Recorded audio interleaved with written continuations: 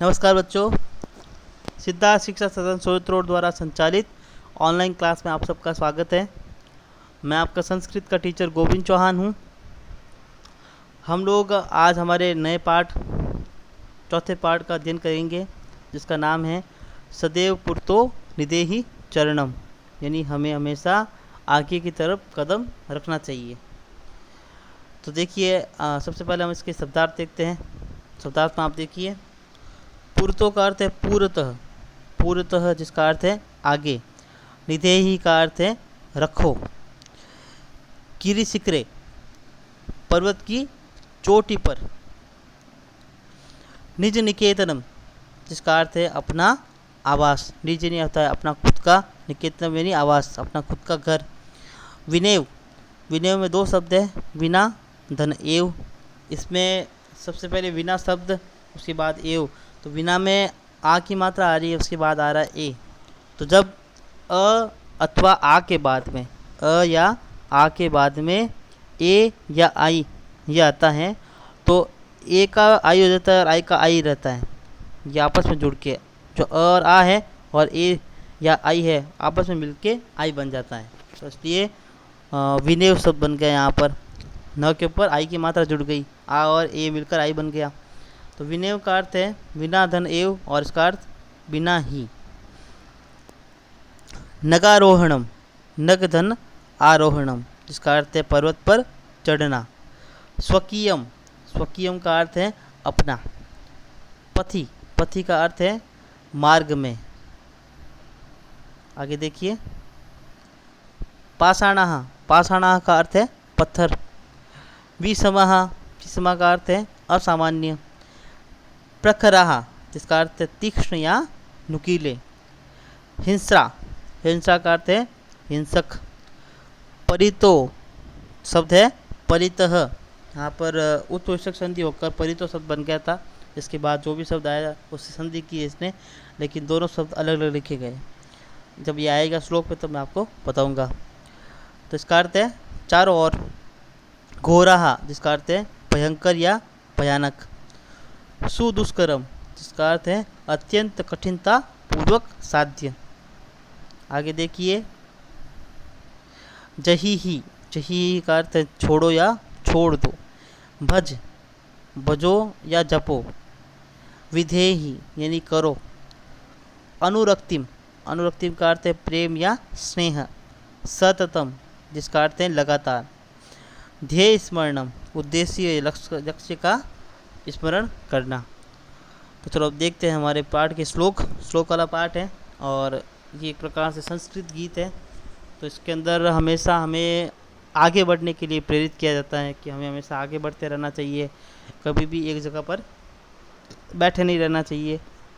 तो हम उसके बारे में अध्ययन करते देखते श्लोक में क्या लिखा गया है। तो बच्चों, आपके पाठ का नाम है सदैव पुरतो निदेहि चरणम, जिसका अर्थ है हमेशा आगे कदम रखो। श्रीधर भास्कर वर्णेकर द्वारा विरचित प्रस्तुत पाठ पे प्रस्तुत गीत में चुनौतियों को स्वीकार करते हुए आगे बढ़ने का आह्वान किया गया है। ये जो पाठ है, ये जो गीत है, ये लिखा हुआ है किसके द्वारा? श्रीधर भास्कर वर्णेकर, इनके द्वारा रचित है। तो इस गीत में चुनौतियों को स्वीकार करते हुए आगे बढ़ने का आह्वान किया गया है कि हमें चुनौतियों को स्वीकार करना है और हमेशा आगे बढ़ते रहना है। इसके प्रणेता राष्ट्रवादी कवि है। इसके प्रणेता, ये जो उसकी प्रेरणा देने वाले जो है वो राष्ट्रवादी कवि है। और इस गीत के द्वारा उन्होंने जागरण तथा कर्मठता का संदेश दिया गया है। हमें हमेशा जागृत रहना चाहिए और कर्मठ, कर्मठ का अर्थ है हमने कर्म के ऊपर आधारित रहना चाहिए, हमेशा अपना कर्म करते रहना चाहिए। तो देखिए, सबसे पहला श्लोक, चल चल पुरतो निदेहि चरणम, सदैव पुरतो निदेहि चरणम। शब्द वापस देखिए, चल चल पुरतो निदेहि चरणम, सदैव पुरतो निदेहि चरणम। अब यहाँ पर मैंने बताया था आपको कुछ ऐसे शब्द आएंगे जो जिसके अंदर संधि हो रही है। यहाँ पर ये देखिए पूर्वतः शब्द है और उसके बाद में आ रहा है निदेहि शब्द। तो इन दोनों शब्दों को अलग ही लिखा गया है, लेकिन शब्द है यहाँ पर पूर्वतः, शब्द है पूर्वतः विसर्ग के पीछे। और विसर्ग जो है यहाँ पर संधि कौन सी हो रही है, ध्यान से समझना। विसर्ग से पहले क्योंकि शब्द है पूर्वतः, मैं यहाँ पर लिख रहा हूँ ये पूर्वतः, तो ये विसर्ग है, इससे पहले अ आ रहा है। तो देखिए त के अंदर अ है, त के अंदर अ आ रहा है और उसके बाद कोई स्वर या व्यंजन आता है। ये विसर्ग के बाद कोई स्वर या व्यंजन, तो यहाँ पर नी आ रहा है, नी न है तो न व्यंजन आ रहा है। तो ये विसर्ग जो है इसका बन जाता है उ। विसर्ग का क्या बन जाएगा? उ। अब जब विसर्ग का उ बनेगा और त के अंदर है अ, तो अ और उ दोनों मिलकर हो जाएगा ओ। तो इसलिए यहाँ पर शब्द बना पुरतो, यहाँ पुरतो शब्द लिखा हुआ है। तो चल चल पुरतो हृदय चरणम, सदैव पुरतो हृदय चरणम। देखिए इसका भावार्थ, 2 लाइन का ही है, छोटा है श्लोक, उसके बाद बड़े श्लोक आएंगे आपके सामने। तो देखो, चलो चलो, चल चल यानी चलो चलो, पुरतो यानी आगे, हृदय ही चरणम यानी कदम रखो, चलो चलो आगे कदम रखो, सदैव पुरतो हृदय ही चरणम, सदा ही आगे कदम रखो, हमेशा ही आगे कदम रखने हमको। अब देखिए दूसरा श्लोक, दूसरे श्लोक में देखिए, गिरि शिखरे ननु निज निकेतनम, विनेव यानम नगाहरोणम, बलम स्वकीयम भवति साधनम, सदैव पुरतो हृदय ही चरणम। गिरि शिखरे, गिरि शिखरे सबका अर्थ, क्योंकि यहाँ पर सप्तमी विभक्ति लगा रखी है, सप्तमी विभक्ति एक वचन, और सप्तमी विभक्ति में कारक चिन्ह लगता है मे पे पर, मे पे पर, तो गिरि शिखर पर, अर्थ क्या हो गया? गिरि शिखर पर। ननु का अर्थ होता है निश्चय ही, ननु शब्द है ये अव्यय शब्द है एक, इसका अर्थ है निश्चय ही। निज निकेतनम, निज का अर्थ है हमारा, निकेतनम यानी घर, तो हमारा घर या अपना घर जो है वह। विनेव यानम, आया था ना आगे शब्द विना धन एव, तो यान के बिना ही, विनेव का अर्थ है यानम विना, यानी यान के बिना ही। नगा आरोहणम, यहाँ पर शब्द है नग धन आरोहणम, नग जो है उसका अर्थ है पर्वत, आरोहणम यानी चढ़ना। फिर देखिए बलम स्वकीयम, बलम का अर्थ है बलम स्वकीयम यानी खुद का या अपना। भवती साधनम, भवती यानी होता है, साधनम यानी साधन। सदैव पुरतो निदे ही चरणम, वापस वही लाइन आ गई, हमेशा आगे कदम रखना चाहिए। तो अब देखते हैं इसका हिंदी अनुवाद।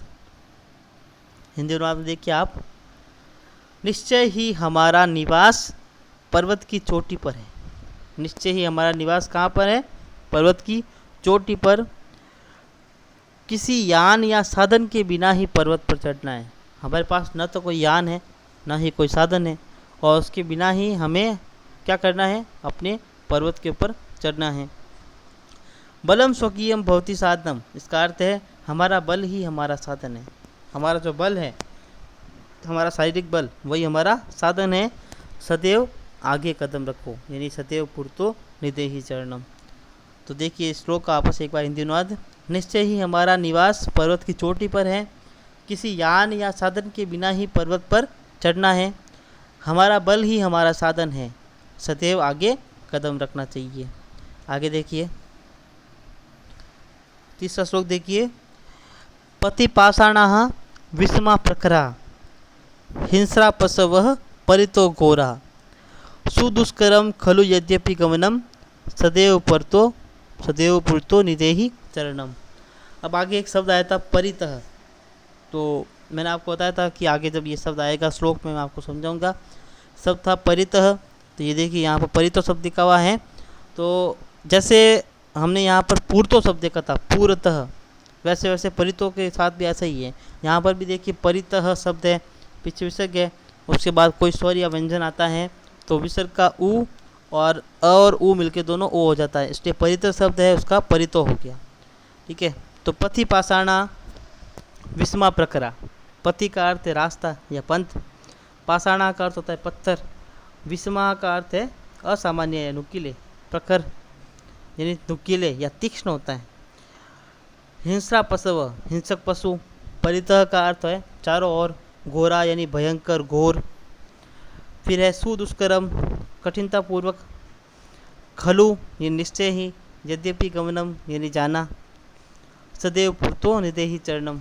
तो देखिए इसका अर्थ, हिंदी अर्थ देखिए, पथ या रास्ते में, पथ या रास्ते में, असामान्य जिसका अर्थ है नुकीले या तीक्ष्ण पत्थर है, क्योंकि हमारा जो घर है वो पर्वत शिखर पर है और जब पर्वत शिखर पर हम चढ़ते हैं तो वहाँ पर तो हमें किसी प्रकार का कोई रास्ता मिलता नहीं है। वहाँ पर हमको असामान्य, नुकीले और तीक्ष्ण पत्थर मिलेंगे। चारों ओर भयानक हिंसक पशु मिलेंगे, क्योंकि बहुत ऊपर जाना है और वहाँ पर तो भयानक हिंसक पशु रहते हैं पर्वतों के ऊपर। तो चारों ओर भयानक हिंसक और पशु है। फिर निश्चय ही जाना अत्यंत कठिनतापूर्वक साध्य है। मतलब ऊपर चढ़ना, पर्वत के ऊपर चढ़ना निश्चय ही बहुत ही कठिनतापूर्वक साध्य है। वहाँ पर मतलब कि एक ऐसा कार्य है ये जो कठिनता से होगा। हम सीधे रास्ते पे आराम से चल सकते हैं, लेकिन हमें जब ऊपर चढ़ना होता है पहाड़ पर तो बहुत ही कठिन होता है। तो बहुत ही कठिनतापूर्वक साध्य है, फिर भी हमेशा आगे कदम रखो। हमें फिर भी आगे कदम रखना है। अब ये जो श्लोक है बच्चों, इसमें ये नहीं बताया गया कि सच में हमको पर्वत पर चढ़ना है। हमें हमारी कठिनाइयाँ और मुसीबत जो है उनको पर्वत की समान समझना चाहिए। यहाँ पर ये बताया गया है हमारी जो कठिनाइयाँ और मुसीबतें हैं वो पर्वत के समान है। हम ये समझ दो कि हम उन कठिनाइयों और मुसीबतों को पार कर रहे हैं तो पर्वत चढ़ने के बराबर हो गया, पर्वत के ऊपर चढ़ने के बराबर हो गया। तो जिस प्रकार से किसी पर्वत के ऊपर चढ़ना कठिनतापूर्वक होता है, हर कोई नहीं चढ़ सकता, उसी प्रकार से मुसीबतों को पार करना भी हर कोई नहीं कर सकता। ये किसी किसी के अंदर ही होता है। तो यहाँ पर आप लोगों को ये शिक्षा दी गई है, हमें शिक्षा दी गई है कि हमें मुसीबतों को पर्वत समझकर उसके ऊपर चढ़ना और कठिनता से भी कैसे भी करके उनको पार करना चाहिए। फिर देखिए चौथा श्लोक, जही ही भीतिम बज बज शक्तिम विदेहि राष्ट्रे तथा अनुरक्तिम कुरु कुरु सततम ध्येय स्मरणम सदैव पूतो निदेहि चरणम। हिंदी अर्थ देखिए इसका। यहाँ पर पहले एक बार संस्कृत से समझिए। जही ही भीति, जही का अर्थ है याद करके, छोड़कर, बज बज शक्तिम यानी याद करके, शक्ति को याद करके, विदेही राष्ट्रे राष्ट्र के लिए, तथा अनुरक्तिम, अनुरक्तिम का अर्थ होता है प्रेम, राष्ट्र के प्रति प्रेम, कुरु कुरु यानी करो करो, सततम ध्येय स्मरणम ध्येय का स्मरण करना, हमारा जो कर्तव्य है उसका स्मरण करना, सततम यानी लगातार, सततम का अर्थ है लगातार। फिर सदैव पूर्तो निदेहि चरणम हमेशा आगे कदम रखो। तो देखिए हिंदी अर्थ, शक्ति को अपने सामर्थ्य को याद करके, शक्ति को या अपने सामर्थ्य को याद करके डर को छोड़ दो, डर को पूरी तरह से छोड़ दो। जही ही भीतिम यानी छोड़ दो डर को, भीतिम का अर्थ है डर, डर को छोड़ दो। हमेशा राष्ट्र से ही प्रेम करो, विदेही राष्ट्रीय अनुरक्तिम यानी हमेशा राष्ट्र के अंदर अनुरक्ति रखो, राष्ट्र से ही प्रेम करो। कुरु कुरु सततम ध्येय स्मरणम, सततम का अर्थ है लगातार, तो लगातार ध्येय का स्मरण करो, ध्येय यानी लक्ष्य का स्मरण करो, हमारा जो लक्ष्य है उसका स्मरण करो और हमेशा आगे कदम रखो। तो बच्चों आपके जो पाठ था सदैव पूर्तो निदेहि चरणम, इसमें ये कुल 4 श्लोक थे जिनका अध्ययन हमने किया है। आप लोगों को श्लोक वाले पाठों का अध्ययन और जो भी आपको पढ़ाया जाए वह सेम डे आप याद कर लो तो आपके लिए बेहतर रहेगा। 8th बोर्ड है आपके और आपको पता है कि बोर्ड क्लासेस को टाइम बहुत कम मिलता है, आपका वापस रिवीजन भी होगा साथ साथ में। तो आप इसको रोज़ाना याद कर लीजिए ताकि आपको इसे याद रखने में आसानी रहे और आपके ऊपर काम का बोझ ज़्यादा नहीं पड़े, इसलिए आप इसे रोज़ याद कर लीजिए। आज आपको इसके शब्दार्थ करने होमवर्क में, और जो मैंने 4 श्लोक पढ़ा है उनको एज इट इज़, जैसे मैंने संस्कृत में लिखा वैसे संस्कृत में और उसके बाद हिंदी में लिखा वैसे हिंदी में लिखकर होमवर्क के रूप में आपको शाम को 4 से 5 बजे के बीच में भेजना है। कल हम इसके प्रश्नोत्तर करेंगे। धन्यवाद।